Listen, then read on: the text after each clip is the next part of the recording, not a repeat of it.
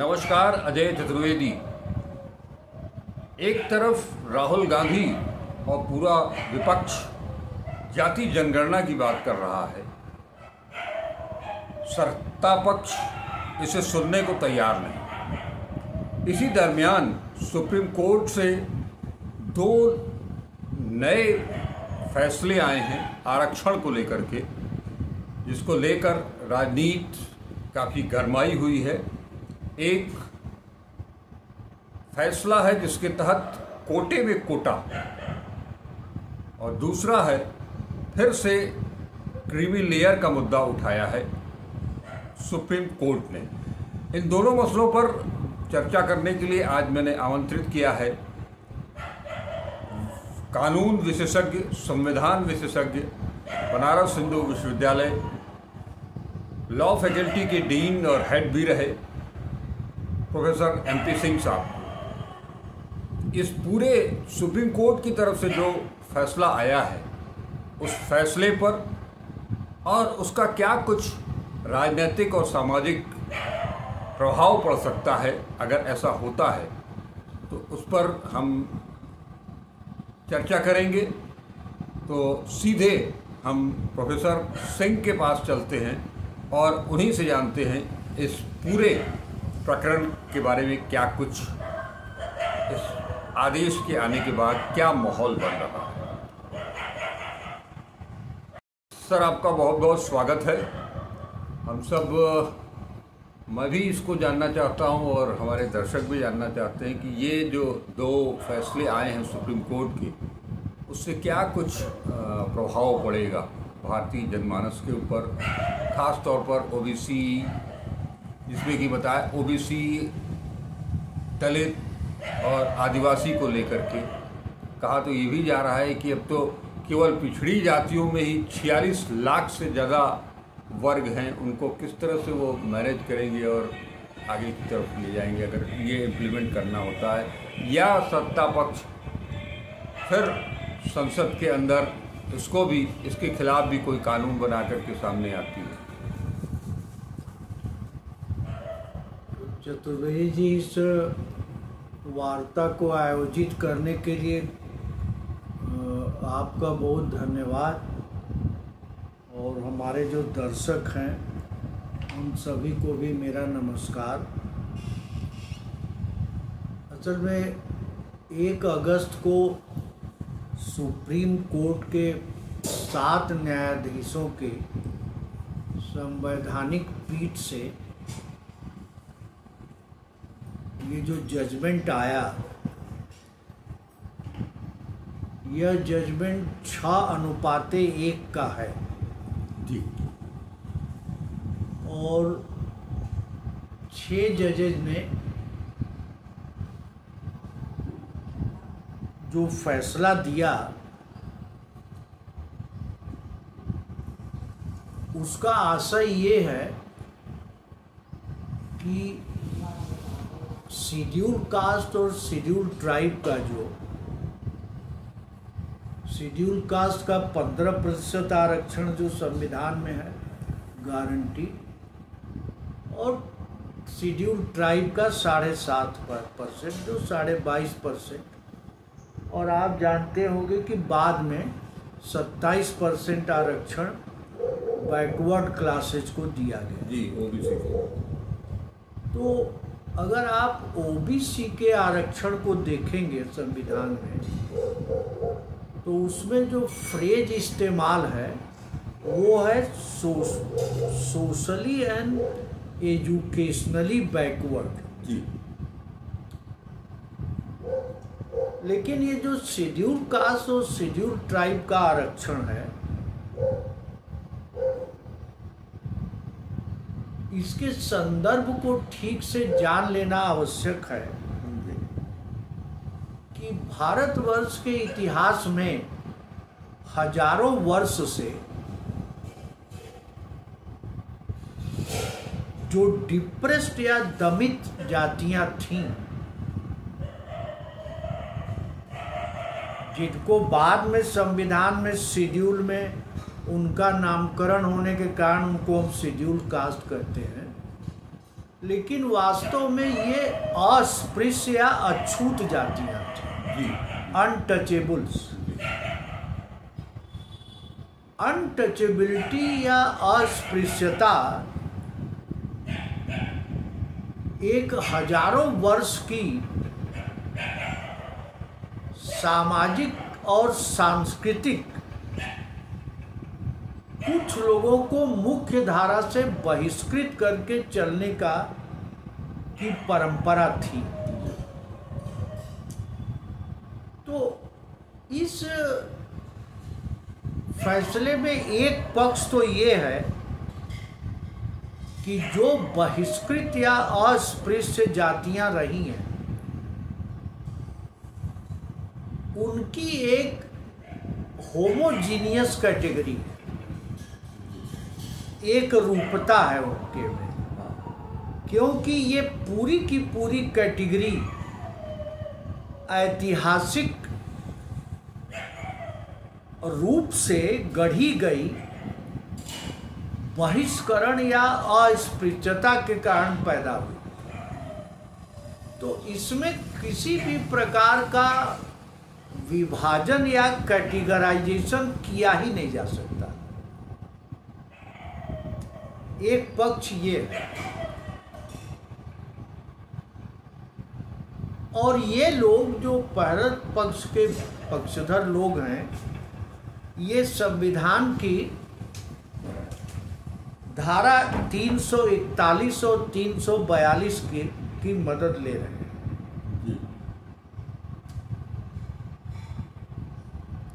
जिसमें राष्ट्रपति संसद के सुझाव पर इन जातियों को अनुसूचित करता है या इस अनुसूची से कुछ लोगों को जोड़ता है और कुछ को बाहर करता है।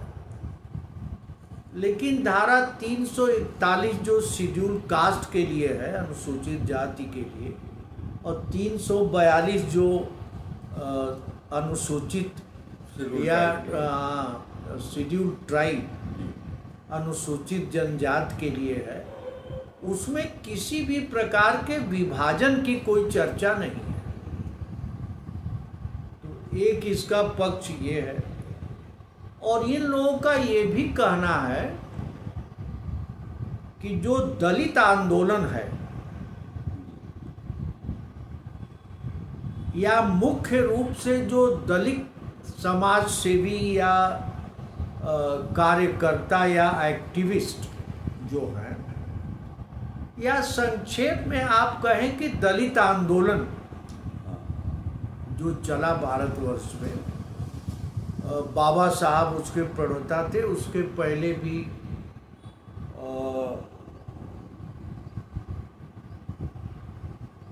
कई लोगों ने, जैसे कि दक्षिण में तमिलनाडु में और महाराष्ट्र में ज्योतिबा फूले, या बहुत लोगों ने, पेरियार तमिलनाडु में, ये आंदोलन चल रहा था।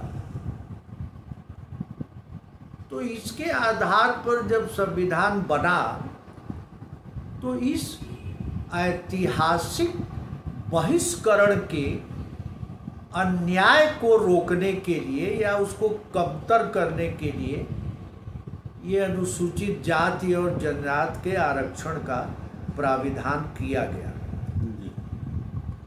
तो एक पक्ष का तो ये कहना है कि इसका कोई विभाजन नहीं हो सकता है, कैटेगराइजेशन नहीं हो सकता।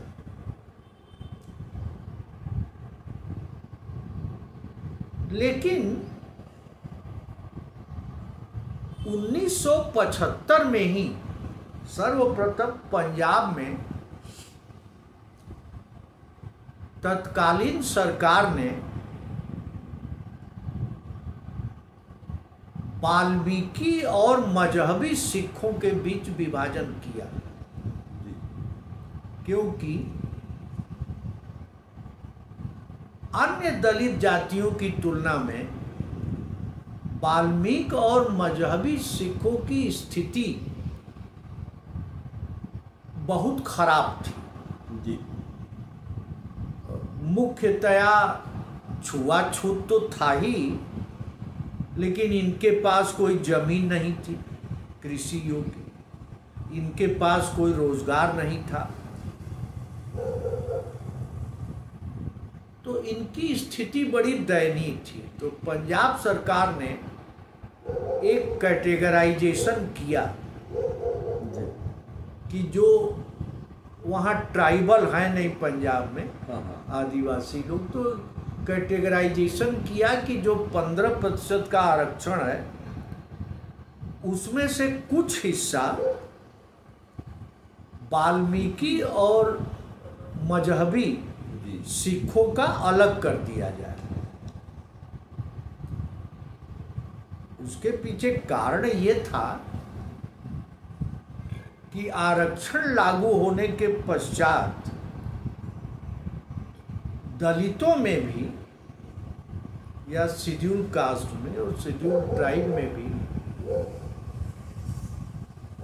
कुछ लोग अपनी आर्थिक या कृषि योग्य जमीन के कारण या अन्य कारणों से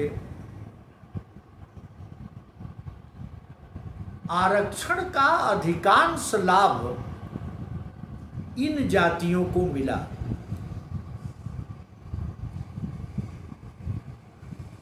यही स्थिति अगर आप तेलंगाना में देखें या आंध्र में, तो दो दलित वर्ग हैं, आडिगा और माडिगा।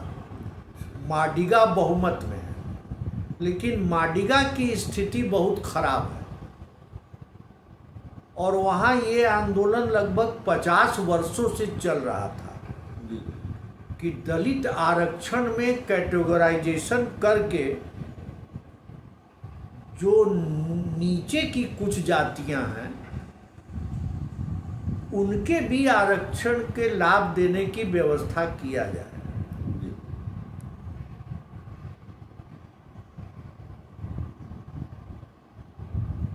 तो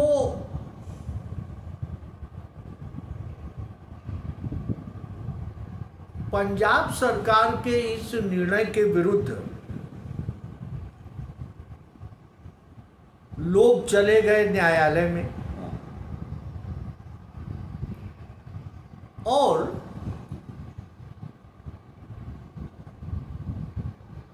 वो मुकदमा चल ही रहा था। इसी दौरान जो अविभाजित आंध्र था वहां पर माडिगा और आडिगा का विभाजन किया गया, उसके खिलाफ भी लोग न्यायालय चले गए। तो उसमें एक चिन्नैया करके सुप्रीम कोर्ट का फैसला आया, जिसमें सुप्रीम कोर्ट ने कह दिया कि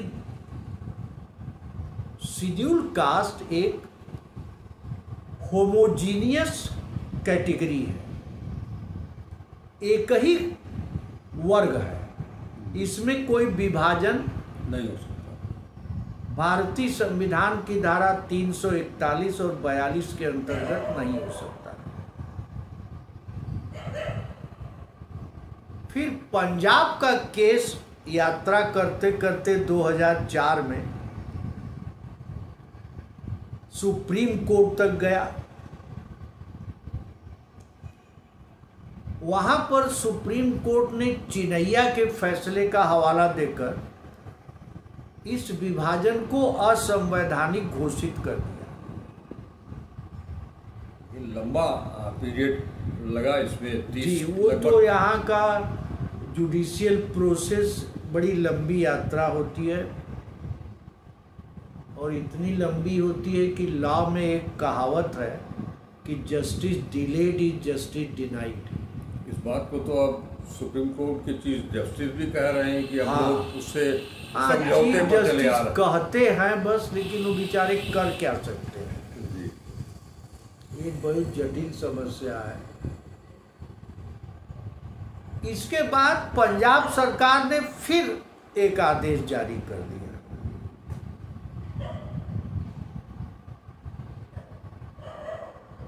दलितों में कैटेगराइजेशन वाल्मीकि और मजहबी और बाकी दलितों के बीच कर दिया।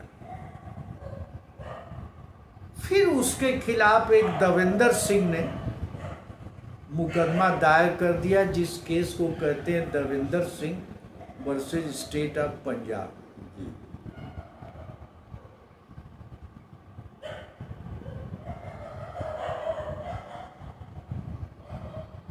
एक बार 2004 में फैसला हो चुका था जी चिन्नैया के आधार पर सुप्रीम कोर्ट में।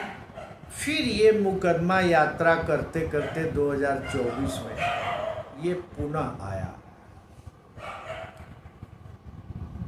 अब जैसे आप उत्तर प्रदेश का उदाहरण लें जी तो यहाँ भी यह पीड़ा रही।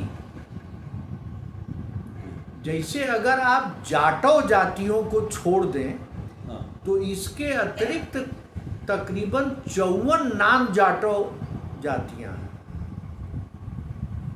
जिसमें आप पासी से लेके, धोबी से लेके, नट से लेके, जुलाहा से लेके, नाई से लेके बहुत जातियां हैं, करीब 54। तो उत्तर प्रदेश में भी इन लोगों का ये तर्क था कि साहब आरक्षण का पूरा लाभ तो जाटों जातियों को मिल गया। इसीलिए आज मैं YouTube पर देख रहा था कि मायावती जी भी इस फैसले से बहुत दुखी हैं, क्योंकि मायावती के मतों का मुख्य जो क्षेत्र था या आधार था वो जाटों जातियां थी। मायावती तो नान जाटों को टिकट भी नहीं दिया करती थी। तो यह करीब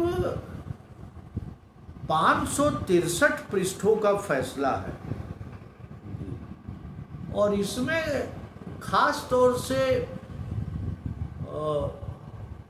जस्टिस D.Y. चंद्रचूड़ ने 1916 की कुछ पुस्तकों का उल्लेख किया है, जैसे कि हेनरी वर्सेस शार्प, कई प्रमुख पुस्तकें हैं डिप्रेस्ड क्लासेस पर। तो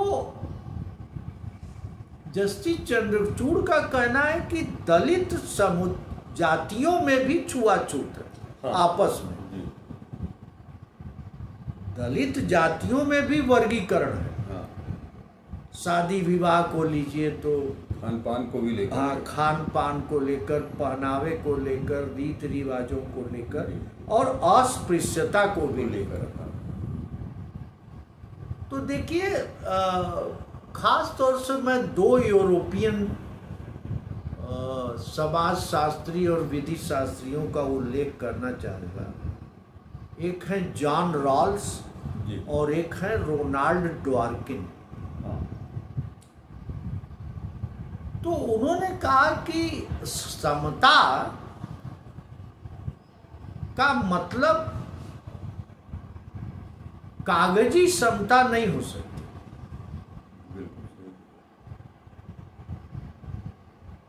क्योंकि equality can only be amongst equals.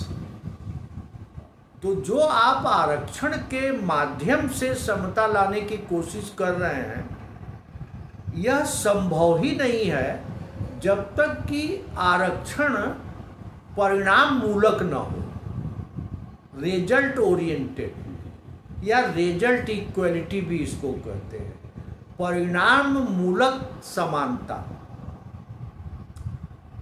तो इनका कहना है कि दलित जातियों में कुछ लोग काफ़ी आगे निकल गए। उदाहरण के उसमें अगर आप कैडर को देखा जाए तो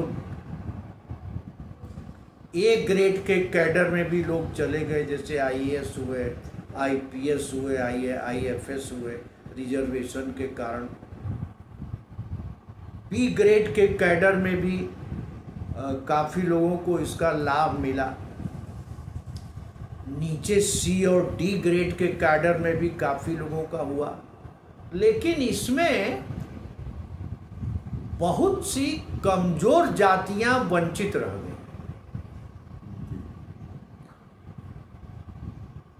लिहाजा अगर दलितों को आरक्षण का लाभ देना है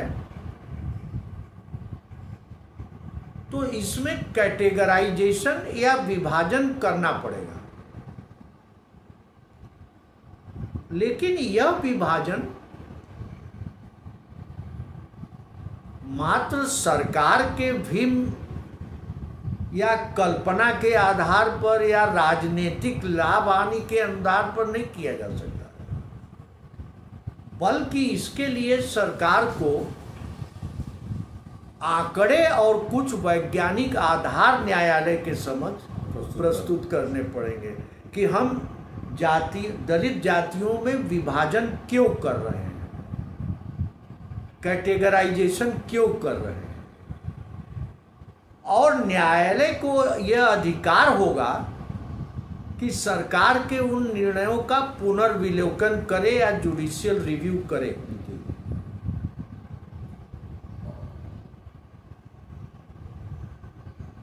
तो ये मूलतः, और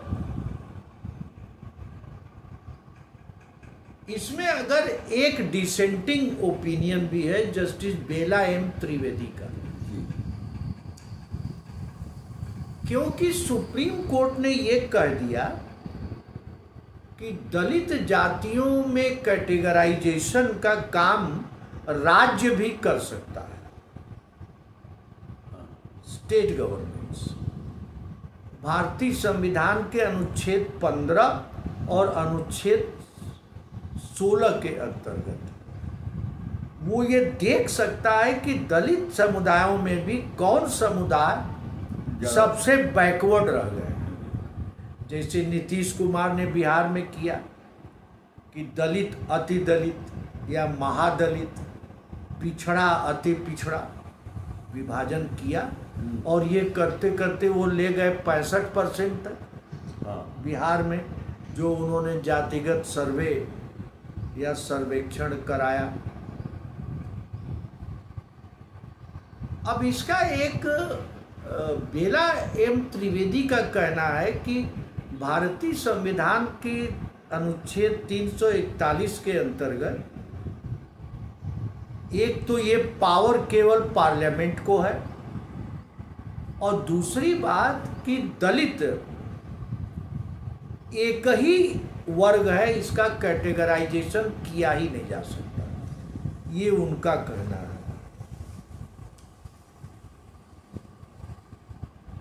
अच्छा, ये बात वैसे मैं उच्चतम न्यायालय के प्रति अत्यधिक सम्मान के साथ कह रहा हूँ, क्योंकि इस 7 जजों की बेंच में 6 जज सवर्ण थे।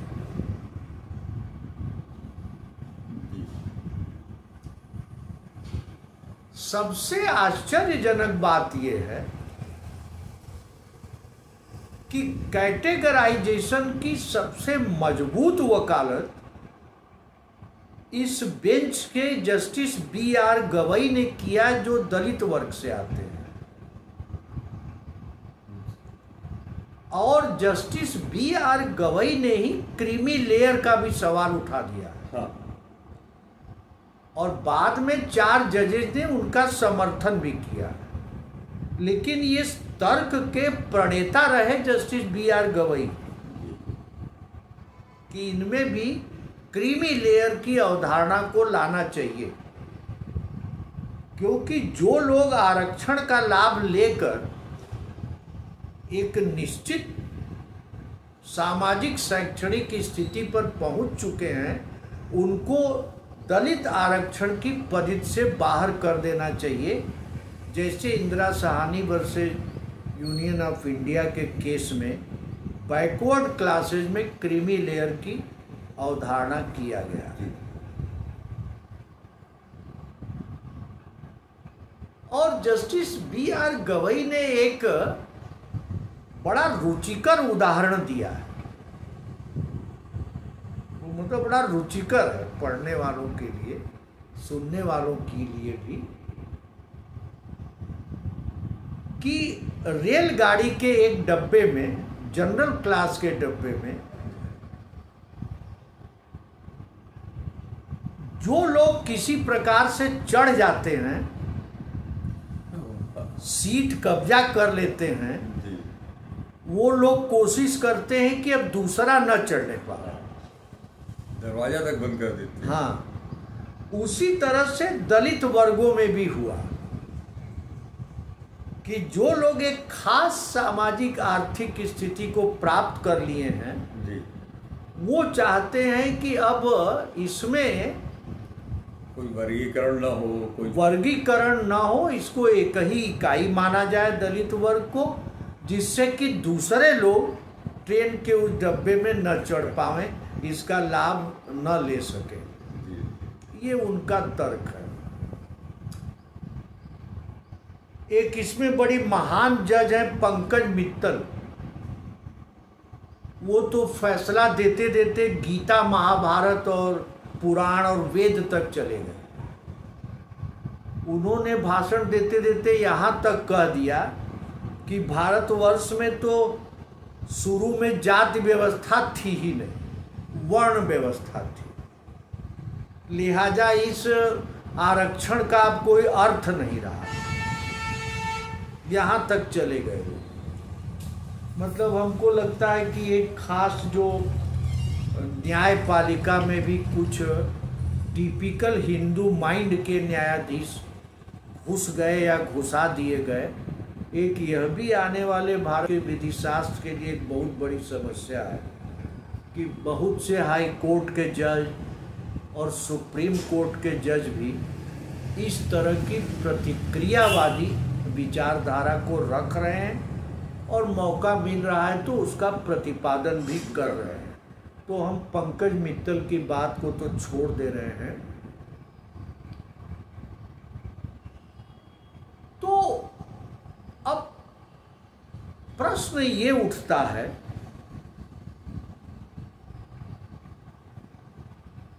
कि क्या दलित वर्ग को एक ही इकाई माना जाए,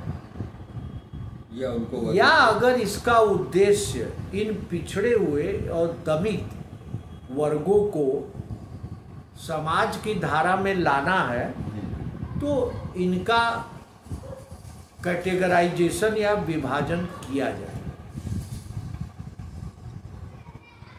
अब इसमें जो मैं 1 अगस्त को फैसला आया, आज शायद 4 तारीख है, तो मैं देख रहा हूँ कि जो 2 मुख्य राष्ट्रीय पार्टियां हैं या कुछ क्षेत्रीय पार्टियां भी, जैसे आप उत्तर प्रदेश में सपा को ही ले लें, भाजपा को, या बंगाल में तृणमूल कांग्रेस को ले लें या भाजपा को ले लें,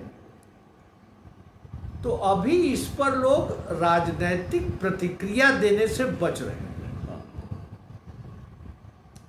अध्ययन कर रहे हैं और अपने राजनीतिक लाभ हानि का भी गणना कर रहे हैं। लेकिन कुछ प्रांतों ने इसका स्वागत कर दिया, जैसे आंध्र, तेलंगाना, पंजाब, उड़ीसा, तमिलनाडु, और ये समस्या हरियाणा में भी बहुत जबरदस्त है। बैकवर्ड और दलित की राजनीति हरियाणा में भी बहुत प्रबल है। हरियाणा में भी ये मांग बड़े लंबे अरसे से की जा रही है कि दलित वर्ग में कैटेगराइजेशन या विभाजन किया जाए। तो आने वाले दिनों में इस पर काफी विद्वान भी लिखेंगे, पढ़ेंगे। मैं कुछ यूनिवर्सिटी प्रोफेसर्स का और प्रसिद्ध लेखकों के बयान पढ़ रहा हूँ।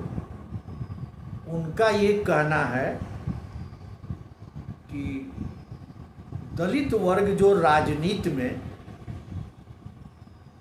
अपनी अहमियत और वजूद बना रहा था, उसको विभाजित करने का एक प्रयास है।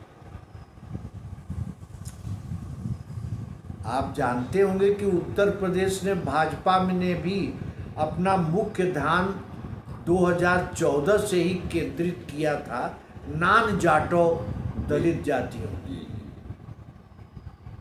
तो इस प्रकार का आपसी द्वंद्व और विभाजन उनके हित में रहा। और जो दलित चिंतक और लेखक और ये एक्टिविस्ट लोग हैं, इनका कहना है कि ये विभाजन किया ही नहीं जा सकता, ये असंवैधानिक है। तो अब तो इसमें जो कुछ रास्ता निकलेगा, या तो लोग रिव्यू में जाएं, पुनर्विलोकन जिसको कहते हैं, या तो पार्लियामेंट इसमें हस्तक्षेप करे सीधे। पार्लियामेंट का हस्तक्षेप थोड़ा सा भाजपा के लिए इस समय कठिन है, क्योंकि राज्यसभा में उसका बहुमत नहीं है। और जो दो पार्टियां उनको लगातार मदद करती थी राज्यसभा में, बीजेडी और YSRCP, उनका पता ही नहीं कि उनका अब स्टैंड क्या होगा राज्यसभा में। सही बात कि बीजेडी को तो लोकसभा में एक भी सीट नहीं मिली, YSRCP को 4 सीट मिल गई आंध्र में, लेकिन उनके करीब 12 MP हैं राज्यसभा में। तो अभी यही सब गुड़ा गणित चलेगा। लेकिन सुप्रीम कोर्ट का इस फैसले को हमें अति महत्वपूर्ण फैसला मान सकते हैं, जिसने कि दलित राजनीति और दलित चिंतन पर ये फैसला एक गंभीर प्रभाव छोड़ेगा और काफी कोलाहल होगा दलित वर्गों के भी बीच में। अब जैसे कि तेलंगाना में माडिगा ने इसका बहुत स्वागत किया, क्योंकि वो 50 साल से लड़ रहे हैं। पंजाब में इसका वाल्मीकि और मजहबी सिख भी स्वागत करेंगे, ठीक है। तो अब उत्तर प्रदेश में मैं देख रहा था कि मायावती जी का बयान इस फैसले के खिलाफ आ गया। आप इसका कारण समझ सकते हैं, क्योंकि उनकी पूरी पॉलिटिक्स जाटो मतों पर केंद्रित थी।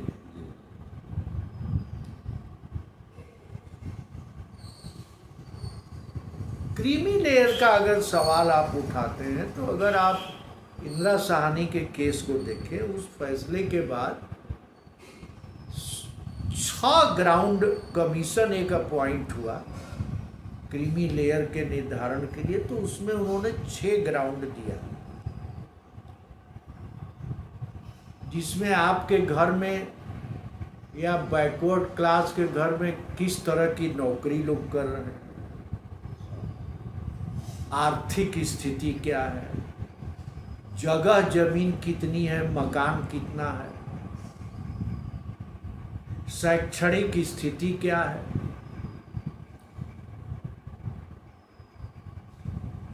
और कुल आमदनी कितनी है। तो शुरू में तो इसकी आर्थिक सीमा 1 लाख रखी गई, बाद में बढ़ते बढ़ते 8 लाख तक हो गई सालाना, कि जिसकी घर की आमदनी है वो लोग क्रीमी लेयर में, क्रीम माने जब दूध को आप महते हैं, तो जो क्रीम ऊपर आ जाती है तो उसको छांट कर हटा दीजिए, घी बनाने के लिए बाकी जो तलछट है, तो उन्हीं को आरक्षण का लाभ दिया जा सकता है। तो यह फैसला 563 पेज का, खास तौर से मुख्य न्यायाधीश DY चंद्रचूड़ का फैसला में बड़ा ऐतिहासिक सर्वेक्षण उन्होंने किया है साहित्य का, दलित साहित्य का, डिप्रेस्ड क्लासेज का।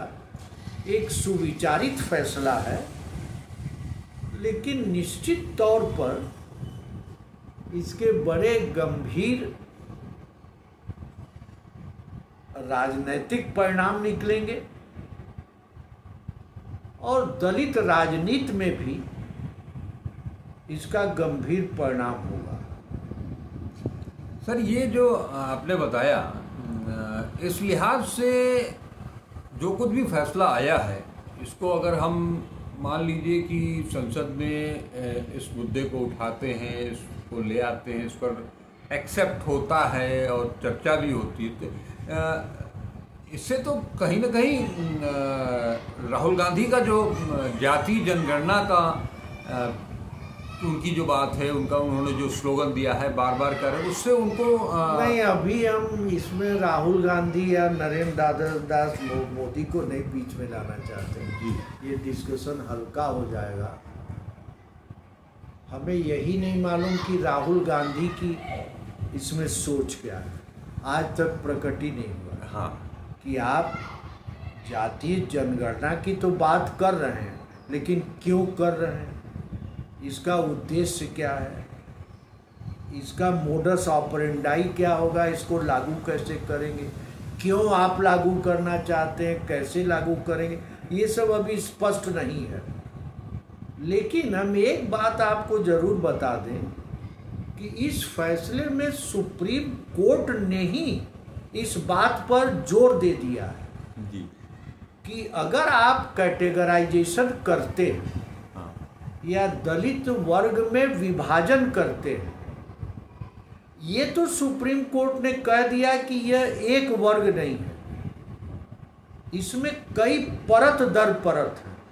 विकास की यात्रा को अगर आप देखें दलित वर्ग,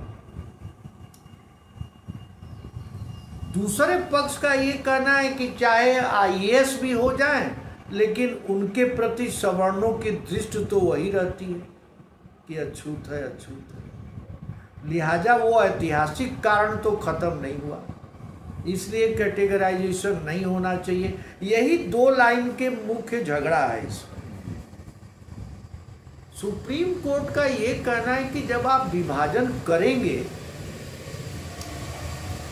तो आपको इसका आंकड़ा देना पड़ेगा, क्या अध्ययन आपने किया, किस आधार पर आप विभाजन कर रहे हैं। तो निश्चित रूप से जातीय जनगणना तो करानी पड़ेगी। वही मैं पूछ हम इसमें किसी नेता वगैरह का नाम नहीं लेना चाहते जी जी। लेकिन जैसे नीतीश कुमार ने किया, जब उन्होंने कास्ट सर्वे करवाया बिहार में, तभी तो उनको आंकड़ा मिला, तभी तो उन्होंने विभाजन किया। बेसिक चीज तो वही है। हाँ, अब उसको कैसे होता है, बशर्ते कि ये फैसला लागू रहे जी। अब इसमें जो रूलिंग कोलिशन है केंद्र में, अब इसमें दो इनके जो सहयोगी हैं वो इस विभाजन के पक्षधर हैं, नीतीश कुमार, चंद्रबाबू नायडू और नीतीश कुमार पहले से ही। तो इसमें भारतीय जनता पार्टी भी बड़ी बुरी तरह फंसेगी।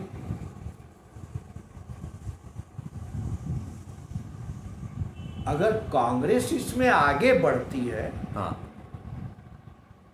इसीलिए देखिए अभी कांग्रेस का कोई आधिकारिक बयान नहीं आया जी। भारतीय, क्योंकि एक तो जजमेंट बड़ा है। अब हमको उम्मीद है जो जैसे प्रसिद्ध वकील हैं जैसे कपिल सिब्बल हुए, चूंकि वो स्वतंत्र रूप से एमपी हैं, तो हमें उम्मीद है पहला बयान उन्हीं का आएगा। अभिषेक मनु सिंघवी का जो बयान आएगा वो अधिकृत कांग्रेस का बयान होगा। अभी लोग इस निर्णय को समझ रहे होंगे और इसके राजनीतिक लाभ हानि पर भी विचार कर रहे हैं जी जी। क्योंकि जस्टिस B.R. गवई ने जो तर्क लिए हैं, अगर आप एक विधि के तटस्थ विद्यार्थी को रूप को देखें,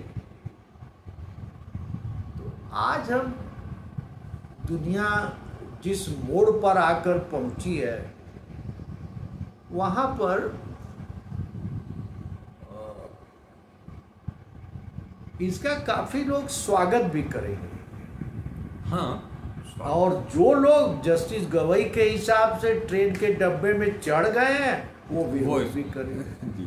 जो डब्बे के बाहर हैं वो जजमेंट का समर्थन करेंगे, जो डब्बे में बैठ सकते हैं वो विरोध करेंगे। जस्टिस गवई का ये वाक्य हमको बड़ा, हम सही गलत पर नहीं जा रहे हैं, but it is very interesting. हाँ, इस पर विचार होना चाहिए। इंटरेस्टिंग क्योंकि उन्होंने कैटेगराइजेशन की इस गंभीर अवधारणा को एक 2 लाइन के उदाहरण में स्पष्ट कर दिया कि ये है क्या कैटेगराइजेशन, इसकी मांग क्या है। तो ये करीब लगभग आप अगर 1975 से देखें तो करीब 50 साल हो गया, 50 साल से ज़्यादा हो गया ये विवाद चल रहा है यार। 2025 में 50 साल हो जाएगा ये विवाद चल रहा है, जिसका एक बहुत बड़ी संवैधानिक पीठ ने निराकरण करने का प्रयास किया है। इससे समाज के ऊपर क्या असर पड़ेगा, सामाजिक ताने बाने के ऊपर? नहीं, ये देखिए, ये तो फैसला बैकवर्ड के संदर्भ में पहले ही हो चुका है। हाँ, इंदिरा साहनी के केस में इसका गंभीर प्रभाव पड़ेगा दलित वर्ग की पर। ये फैसला जो आया है ये मुख्यतया दलित वर्ग के कैटेगराइजेशन का। हाँ। तो इनको तो 22.5% शेड्यूल कास्ट शेड्यूल ट्राइब मिल के आरक्षण मिल ही रहा था। तो समाज तो इसको संविधान बन जाने के बाद से ही इससे गुजर रहा है, तो बाकी समाज पर कोई व्यापक असर नहीं पड़ने जा रहा है। जो पड़ेगा वो दलित राजनीति पर पड़ेगा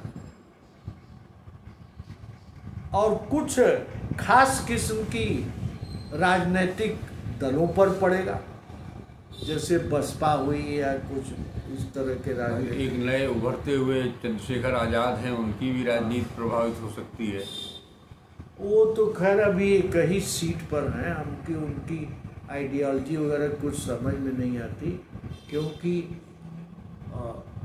मल्टी पार्टी सिस्टम जिन प्रजातंत्रों में है वहाँ पर एक मेंबर ऑफ पार्लियामेंट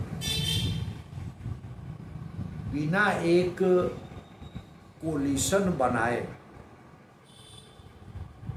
जैसे मान लीजिए असदुद्दीन ओवैसी, वो बैरिस्टर हैं, इंग्लैंड से पढ़े हैं, उनकी बात बड़ी तार्किक होती है, लेकिन उसका राजनीतिक परिणाम क्या है।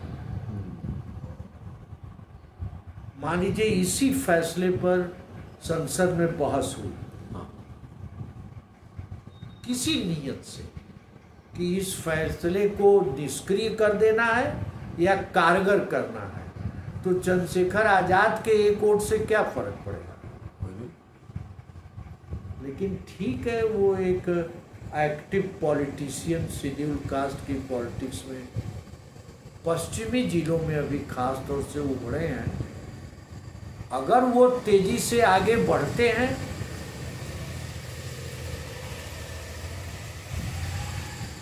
वो किसके केक में से टुकड़ा काटेंगे तात्कालिक रूप से, आप ही बताइए।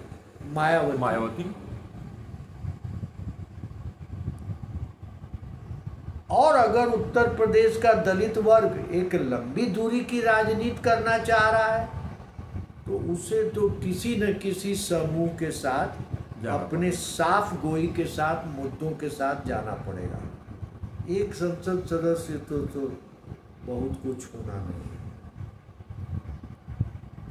इसको किस रूप में हम लोग देखें? जिस रूप में है उसी रूप में देखिए। एक उच्चतम न्यायालय का एक बड़ी संवैधानिक पीठ का फैसला है जी। आप केवल इतने रूप में देखिए तटस्थ होकर।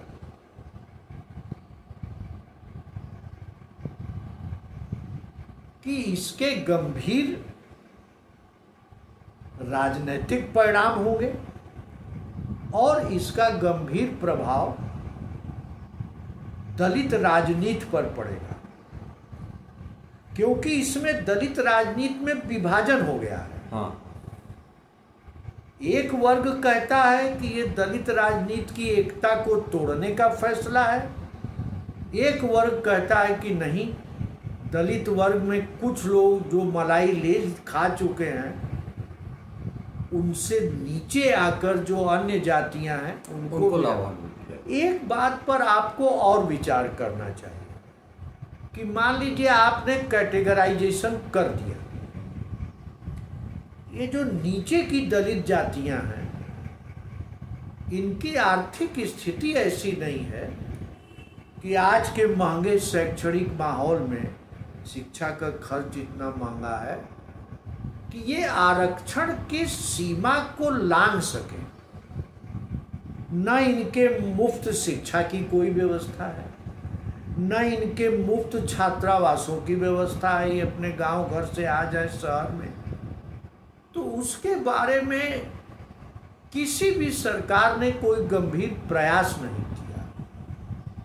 तो आप ठीक है, विधि शास्त्रीय धरातल पर तो आपका फैसला अच्छा हो सकता है कि भाई दौड़ में जो लोग पीछे छूट गए उनको भी कुछ टॉनिक और बूस्टर या ग्लूकोज खिलाया जाए, लेकिन सवाल है कि क्या उनका शरीर इसमें सक्षम है।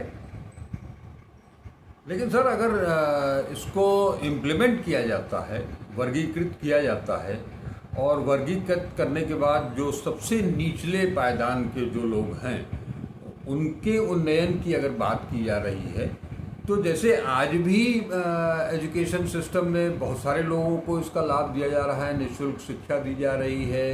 अब तो बात होने लगी है कि हायर एजुकेशन भी मुफ्त किया जाए, और ख़ास तौर पर टेक्निकल एजुकेशन को भी, उसमें भी इनको राहत दी जाए। अगर ऐसा होगा जी, तब इन जो अति पिछड़ी दलित जातियां हैं, हाँ, इनको लाभ मिलेगा।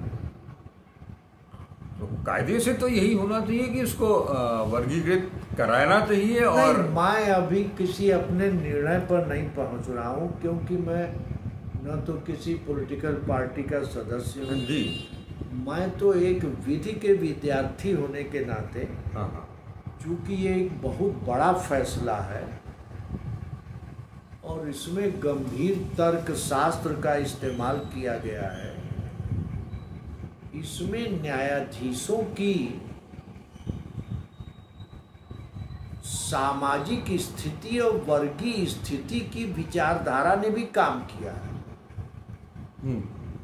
लेकिन मैं मुख्यतया केंद्रित हूँ जस्टिस B.R. गवई के फैसले पर। हाँ, क्योंकि पूरे 7 जजों की बेंच में दलित न्यायाधीश मात्र एक वही थे, तो निश्चित रूप से वो अगर उन प्रक्रियाओं से गुजरे ना होंगे तो कम से कम चश्मदीद तो रहे ही होंगे अपने समुदाय में। बिल्कुल। तभी उन्होंने ट्रेन के कंपार्टमेंट का उल्लेख किया है। तो अब जो लोग ट्रेन की कंपार्टमेंट में आगे घुसकर सीट कब्जा कर लिए, रुमाल बिछा दिए, गमछा बिछा दिए, वो लोग अन्य लोगों का विरोध करेंगे। ये सब आगे आने वाले दिनों में काफ़ी इंटरेस्टिंग डेवलपमेंट्स होंगे। हम लोगों को, आपसे भी मेरा आग्रह है कि इस पर हम लोगों को निगाह रखनी पड़ेगी। जी,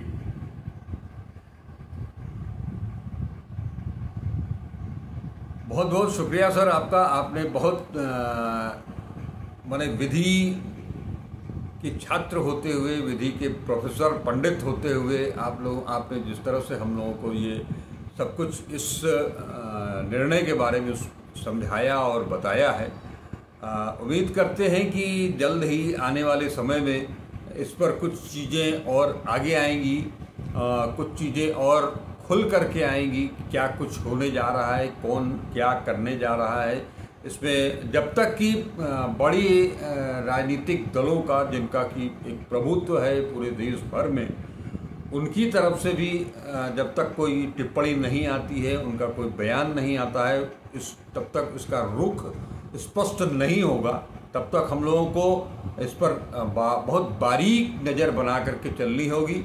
और निश्चित तौर पर सुप्रीम कोर्ट ने एक अच्छा फैसला दिया है और अच्छे ढंग से दिया है।